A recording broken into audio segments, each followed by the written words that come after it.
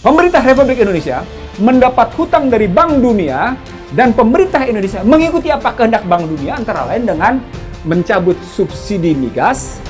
Kalau marah masyarakatnya suap. Hingga hari ini pun ternyata tidak selesai itu soal hitungan berapa sesungguhnya yang layak harga premium, yang layak harga yang namanya Pertamax. Dan Ihsanuddin Nursi punya. Sesungguhnya COVID-19 membuktikan si small society itu, the secret society itu is the winner. Currency war. Orang tidak mengerti apa yang disebut dengan currency war. Orang cuma bilang perang nilai tukar. No, saya tidak ingin menggunakan US dollar. Saya tidak ingin menggunakan bank dunia. Saya ingin punya bank tersendiri. Maka Cina pada rentang waktu 2015 itu gitu ya, ngebangun New Development Bank namanya sebagai pengganti dari World Bank.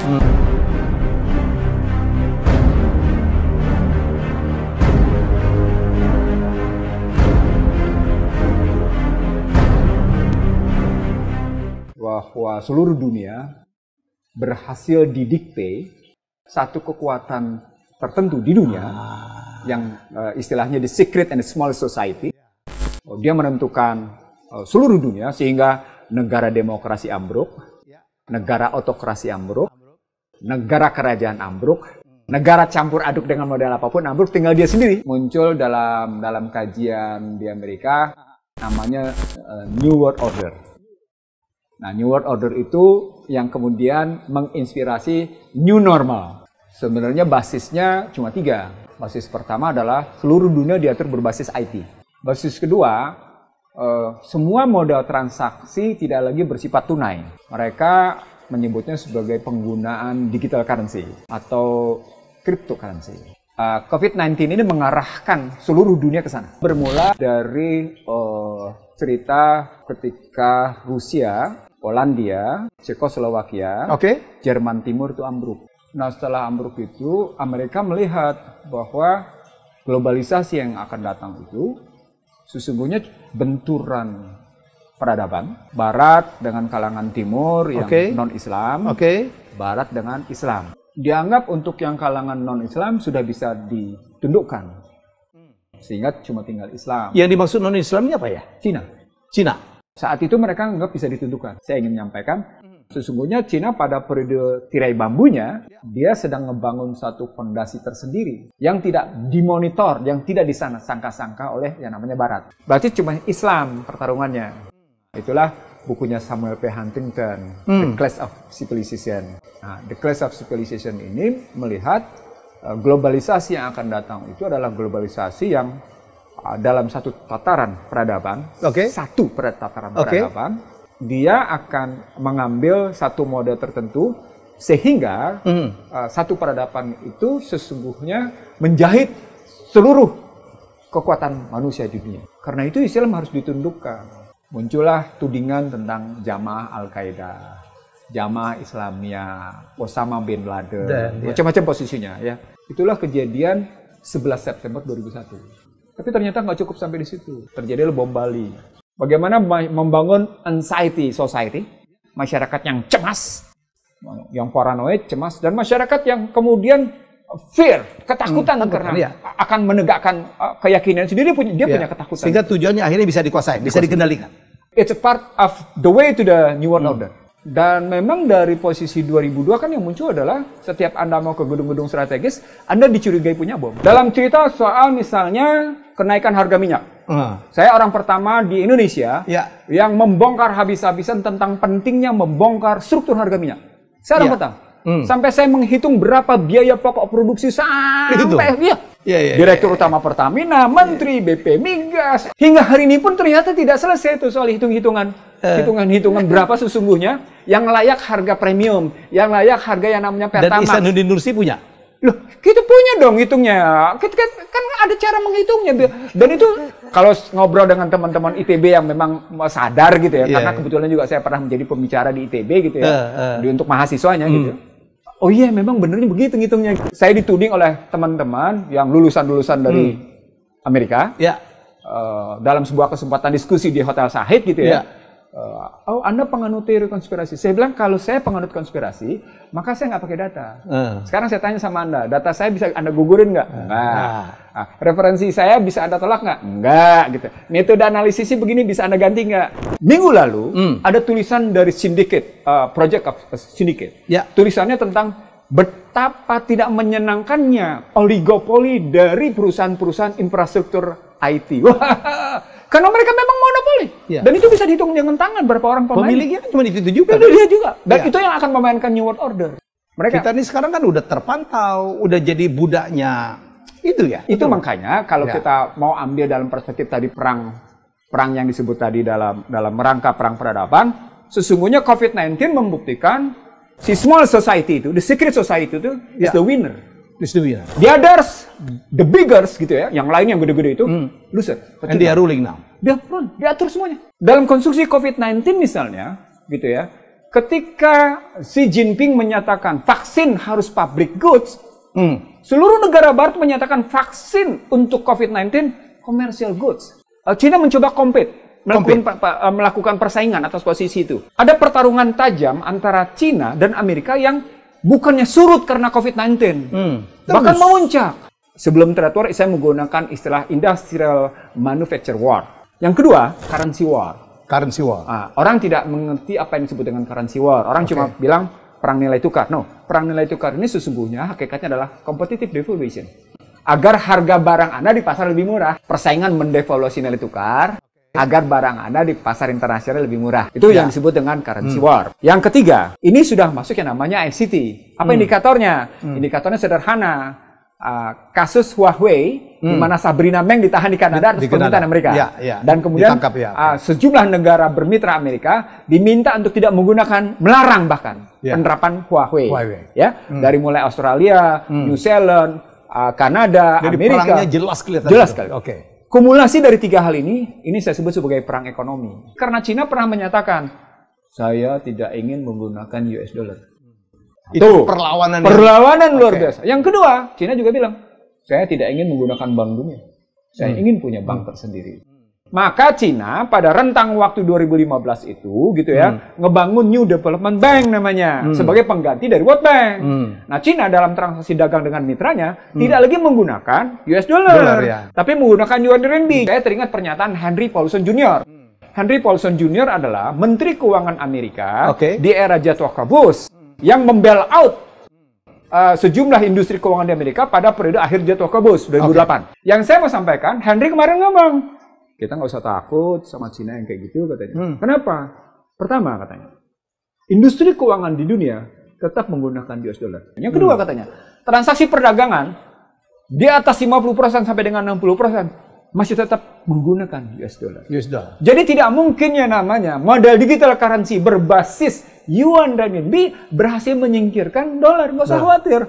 Nah, ini sebenarnya menggambarkan peperangan dari situasi perekonomian baik karena currency war antar US dollar yuan renminbi gitu ya posisi. Perang Internet of Things, perang ekonomi secara muruh, sesungguhnya berhubungan dengan posisinya perang dirgantara, perang angkasa. Apa artinya? Kalau Anda sudah bicara angkasa, dirgantara seperti itu, kan Anda seperti menggunakan helikopter point of view. Anda melihat sesuatu ke bawah dengan enak. Begitulah kejadian ketika yang namanya kilang Saudi Arabia yang keempat dan kelima dengan mudah dibantai. 1, 2, 3 enggak. Dengan tingkat akurasi yang sangat tinggi. Jadi ada 3 peristiwa penting bagaimana penggunaan satelit dan drone itu demikian canggihnya. Peristiwa pertama adalah ditangkapnya drone Amerika oleh Cina. Dan ternyata mata-mata. Oleh Cina Selatan. Yang kedua adalah tadi dibantainya, dihajarnya kilang Saudi Arabia. Yang ketiga, Karim Sulaimani dibantai habis. Drone pesawat tanpa awak ini, drone ini menjadi mata-mata kemana-mana dan itu bisa terbang luar biasa. Jadi artinya kalau kita mau lihat situasi perang sekarang ini, perang tanpa pertumpahan darah, tapi melahirkan kekalahan yang luar biasa bagi mereka yang tidak menguasai teknologi. Disinilah orang-orang punya pemahaman agama tidak boleh serta-merta ngomong sembarangan. Kalau situasi perang itu kan yang berarti dipukul bukan cuma sekedarnya namanya pengetahuan Anda. Keyakinan Anda juga dipukul, Helmi. Skenarionya bahwa dunia dikuasai dengan pemberian pinjaman. Termasuk negara Amerika sendiri ya Pak ya? Karena orang nggak banyak tahu kalau Federal Reserve itu bukan punya pemerintah Amerika kan? Orang nggak banyak tahu. Orang pikir kayak kita di sini kan, itu adalah swasta sendiri kan. Swasta dengan kemudian sahamnya dimiliki beberapa negara bagian. Keluarga Rockefeller ya. Terus Wells Fargo misalnya kemudian Citibank posisinya dan terus kemudian JP Morgan gitu ya. Itu bagian dari jejaring swasta-swasta yang punya saham di Federal Reserve. Penentu keuangan dunia pada akhirnya adalah tadi yang saya sebut sebagai the small society, the secret society. Masyarakat yang sangat kecil tapi rahasia. Mereka nerbitin surat utang. Maka kita bisa lihat begini jadinya. Oh, situasi yang kita hadapi sesungguhnya situasi di mana peperangan sistem itu jadi ada dua nih Helmi. Perang sistem dan perang pelaku. Nah, saya menyebut kalau perang sistem dan perang pelaku, ujungnya dalam konstruksi IoT sekalipun, Internet of Things sekalipun, ujungnya simbolik torture. Simbolik torture. Apalagi nih? Nah, kekerasan simbolik. Anda menggunakan bahasa yang lemah lembut, tapi sesungguhnya Anda sedang memaksa orang lain untuk ikut kepada saya. Ini yang terjadi sekarang. Itulah utang yang Anda tanya tadi. Kesannya negara donor, tapi padahal bukan negara donor, tapi negara kreditor. Poinnya adalah debt, utang, tapi Anda bilangnya donor. Kan donor bahasa lembut. Pemain pasar uang menyebut dia tidak peduli dengan permainan pasar itu pada persoalan dampak sosial. Dia nggak peduli dengan soal agama. Gitu loh. Yang penting buat dia adalah duit dan duit. Dia menang. Karena memang uang atau materi adalah Tuhannya. Jadi di balik New World Order ini, di balik yang namanya Internet of Things ini sesungguhnya materialisme. Ujungnya materialisme. Sesungguhnya sedang digeser keyakinan-keyakinan kalangan umat Islam gitu ya, menjadi masuk ke dalam materialisme. Ada pertarungan besar di situ. Segelintir orang Indonesia yang bisa memahami perang ekonomi politik ini. Ketika Anda bicara tentang hutang misalnya, saya ingat betul ketika saya jadi anggota dewan, saya minta pada Budiono agar melakukan debt relief, agar melakukan moratorium, dan kemudian melakukan pengklasifikasian utang. Mana hutang haram, mana hutang yang layak dibayar, mana hutang yang layak direnegosiasikan. Kan begitu. Direklas. Iya. Dan itu ternyata ditolak habis-habisan. Ditolak habis-habisan. Karena penolakan itulah kemudian saya makin curiga. Nih jangan-jangan macam-macam. Dapatlah saya data macam-macam. Salah satu datanya berbunyi begini. Memperjanjikan pemerintah Republik Indonesia mendapat hutang dari Bank Dunia dan pemerintah Indonesia mengikuti apa kehendak Bank Dunia antara lain dengan mencabut subsidi migas. Kalau marah masyarakatnya suap. Itu diperjanjikan. Dan itu bukan hanya satu, termasuk yang namanya listrik. Tapi ternyata kalau mundur lagi ke belakang gitu ya, itu memang ada proyeknya. Dengan grant, dengan hibah macam-macam. Saya pernah bilang, adakah Komisi 11 meminta yang namanya BPK melakukan audit Covenant itu syarat-syarat. Bukan cuma sekedar apakah hutang itu dipakai sesuai dengan tujuannya apa enggak. Efektif apa enggak, efisien apa enggak, cuman itu. Tapi harusnya dilihat syarat-syaratnya. Komisi 11 nggak pernah minta. Saya minta Komisi 1, adakah pernah melakukan kajian utang luar negeri? Karena kebetulan saya narasumber di Komisi 1 waktu itu. Juga enggak. Apa dampaknya? Saya pergi ke BPK. Saya ketemu pejabat tinggi BPK. Saya nggak usah sebut siapa namanya. Adakah BPK pernah melakukan audit atas kovenan-kovenan utang luar negeri? Apa jawaban BPK? Tidak ada. Sekarang pertanyaan berikut. Kalau begitu siapa yang peduli atas utang luar negeri yang menjerat? Kan gitu pertanyaannya. Disitulah saya mendapatkan bahwa yang namanya investasi asing itu pada hakikatnya adalah invasi, intervensi. Bukan cuma sekedar investasi, tapi juga dia invasi modal kan? Intervensi, campur tangan kan? Dan ada syarat-syarat. Ada syarat-syarat yang ditekan. Lalu muncul yang namanya perilaku intimidasi. Kalau Anda nggak begini, Anda begini loh. Kalau Anda akan kayak gini, Anda akan kayak gini loh. Akan terjadi kayak gitu. Bahwa berikutnya suka tidak suka akan melahirkan inflasi. Dan itu bukan hanya investasi asing. Utang luar negeri juga begitu.